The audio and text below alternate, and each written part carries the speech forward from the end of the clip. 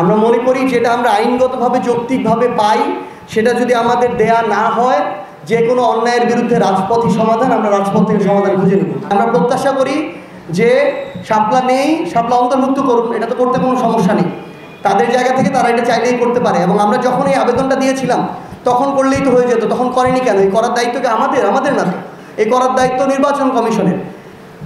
আমরা স্পষ্ট করে আমাদের জায়গা থেকে বলেছি, শেষবারের মতো বলছি, শাপলা কোনো জাতীয় প্রতীক না, জাতীয় প্রতীকের একটা পার্ট।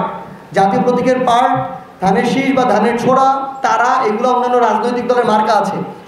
শাপলা একটা জাতীয় ফুল, কিন্তু জাতীয় ফল কাঁঠালও একটা রাজনৈতিক দলের মার্কা আছে। আমরা সকল আইনগত প্রক্রিয়া চেক করে এটা চেয়েছি।